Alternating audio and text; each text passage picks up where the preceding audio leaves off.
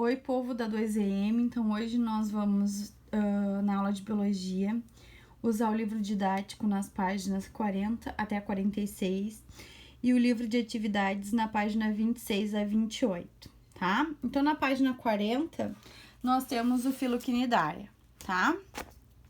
Então, o que a gente pode saber do Filoquinidária? Que são as águas vivas, caravelas, hidras, corais e anêmonas, ok? Que eles têm uma grande variedade de formas e cores, tá? E beleza também. Bom, eles são chamados de quinidários por causa das suas células urticantes, tá? Antigamente eles eram conhecidos como silenterados também pela cavidade oca, mas hoje em dia eles não são mais chamados de silenterados. Bom, onde nós encontramos esses indivíduos? Eles são aquáticos, né? A mesma característica das nossas esponjas. Os quinidários são aquáticos.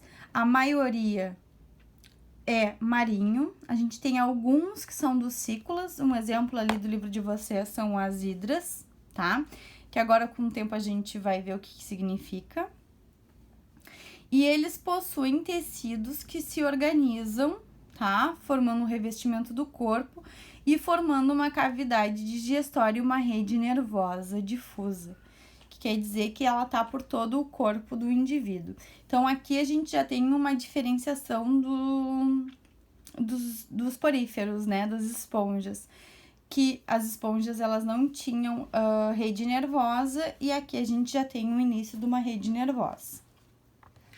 Característica dos quinidários, eles podem viver isoladamente ou em colônias e eles podem ter tamanhos diferenciados, tá? Então, a gente pode ter hidras de 2 centímetros até água-vivas de 10 metros. Eles são diblásticos. O que quer dizer diblásticos? Eles têm 2 tecidos que vão formar o corpo deles. O primeiro é a ectoderme, tá? Que forma o revestimento externo. E o outro é a endoderme, que forma o revestimento interno. Então, ele que vai formar a cavidade digestória do indivíduo, tá? Essa cavidade digestória, ela pode ser chamada assim de cavidade digestória ou de gastrovascular, tá? Porque, na realidade, é tudo um emaranhado meio juntinho, tá? Eles não têm uma diferenciação de tecidos e de estruturas, tá? É tudo meio que junto. Bom, entre esses 2 tecidos, o externo e o interno, eles têm uma massa gelatinosa que é chamada de mesóglia, tá? Que ela é formada principalmente por água. Então, aquela gelatina que a gente vê na água viva é essa mesóglia. Aqui nós temos 2 tipos de quinidários, o pólipo e a medusa, tá? O pólipo, ele é séssil, ele é fixo no ambiente e a medusa é de vida livre, tá? Então, aqui em amarelo, tanto na medusa quanto no pólipo, a gente tem a cavidade gastrovascular. Vocês podem ver que a cavidade do pólipo é maior do que a da medusa, tá? Essa partezinha rosa, que aqui no pólipo é pequena e na medusa é maior, estão vendo? É a mesóglia, que seria essa gelatina, tá? Que forma a estrutura. Eles têm tentáculos, ó, esses tentáculos eles vão ajudar eles na captura do alimento, a se proteger de algum animal que queira vir se alimentar dele. E na medusa auxilia também na natação, tá? E os 2 têm boca. A medusa tem os tentáculos e a boca virada para baixo, para facilitar na captura dos alimentos. E o pólipo, pelo fato dele ser fixo no ambiente, é virado para cima, tá? Então, as células nervosas, elas são uniformemente espalhadas pelo organismo. Então, elas estão em toda a estrutura do indivíduo, tá? Formando uma rede nervosa, tá? E aí, aqui tá mostrando para nós que a principal característica dos quinidários é a presença dessas células urticantes, que é chamada de quinidoblastos ou de quinidócitos, tá? Então, essas células urticantes a gente vai encontrar nos tentáculos e, como eu já falei, ela é utilizada para captura de alimento e para proteção. Então, aqui embaixo fala que, ó, no interior do quinidoblasto, que seria o tentáculo, existe uma cápsula chamada nematocisto, que é ligada no filamento, onde apresenta este líquido tóxico, tá? Então, a região voltada para o exterior, há uma expansão chamada quinidocílio, tá? E esse quinidocílio, no caso, quando tocado, ele libera essa substância tóxica. Eu vou mostrar aqui para vocês a imagem. Então, aqui, ó, seria uma parte do tentáculo, tem um núcleo, esse quinidocílio, olha ali, ó, estão vendo aqui? Essa estruturinha bem pequenininha que tem aqui. Então, quando ele entra em contato com a presa ou com um predador para se proteger, ele vai liberar essa estrutura aqui, ó. Estão vendo? Esta estrutura aqui, que ela parece um arpãozinho, ó, é por onde sai o filamento urticante, tá? Então, esse arpãozinho tem uma substância que vai causar irritação, tá? Em animais menores pode causar a morte, ok? Porque essa é a intenção, paralisar o indivíduo. Então, essa estrutura aqui, ela se prende no indivíduo para liberar essa substância urticante, ok? Vamos lá para a página 41.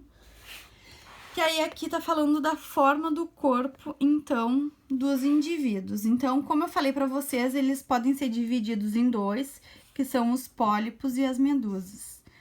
Os pólipos são a forma fixa, tá? Então, a gente tem um exemplo das hidras, dos corais e das anêmonas do mar, tá? Lembra do filme do Nemo, que o Nemo mora numa anêmona, tá? E aqueles tentáculos todos têm células urticantes, ok? Para proteção. O peixe-palhaço, ele não tem sensibilidade a essas células urticantes, então ele consegue utilizar a anêmona como proteção, tá? E aí, ele auxilia a anêmona com o alimento, porque o que sobra do alimento que ele usa, né, que ele se alimenta, foi redundante, mas é isso. O resto do alimento do peixe-palhaço se torna alimento da anêmona, tá? Então, os pólipos, eles vão ter um corpo tubular, tá? Como eles são fixos, eles têm um disco pedial, que nem a esponja, tá? Então, eles vão ter uma estrutura que vai se fixar lá no solo. Exceto as hidras, que se deslocam lentamente. Então, as hidras, elas não são sésseis, elas não são fixas. Elas vão conseguir se deslocar muito lentamente, tá? Então, na extremidade direcionada para cima, encontra-se a boca, como eu já falei, com os tentáculos na volta. E eles vão ajudar na captura dos alimentos, tá? Eles também podem servir para locomoção e defesa, ó, como eu já tinha dito para vocês, tá? Então, depois nós temos as medusas, que são de vida livre. Aí, a gente tem as águas-vivas, tá? Que são animais que nadam livres no ambiente. Não são fixos, então, porque eles nadam livres. E eles se assemelham a um guarda-chuva aberto, tá? Então, a água-viva, ele parece um guarda-chuvinha. A região que apresenta maior volume do corpo da medusa se chama umbrella, tá? Que umbrella é guarda-chuva em inglês, né? Então, aquela parte, vou voltar aqui no livro, esta parte gorduchinha, tá? É a umbrella. A boca e os tentáculos ficam voltados para baixo, como eu já disse para vocês lá na imagem, tá? Para facilitar a captura do alimento, ok? Então, aqui é só uma revisão daquilo que eu falei para vocês lá na imagem. Digestão dos quinidários. Então, eles vão se alimentar de pequenos animais, tá? Que constituem o zooplâncton, então a parte flutuante do ambiente ali aquático, tá? E micro crustáceos. Então, crustáceozinhos bem pequenininhos, tá? Aí é que fala que grandes medusas, as caravelas e as anêmonas do mar podem se alimentar de peixes menores, tá? Então, animais que são um pouquinho maiores conseguem se alimentar de outros seres um pouco maiores. Então, com o auxílio dos quinidoblastos, então, lá das células urticantes dos tentáculos, eles vão capturar a presa, ok? Eles vão ter uma digestão extracelular, como assim? Nesse quinidoblastos, eles têm umas enzimas digestivas que, quando lançada no corpo dos animais, né, da presa, ela começa uma digestão extracelular, uma digestão fora do corpo, tá? Então, essas toxinas, elas ajudam a degradar parte do corpo do alimento, né, do animal que vai ser usado como alimento desses quinidários, tá?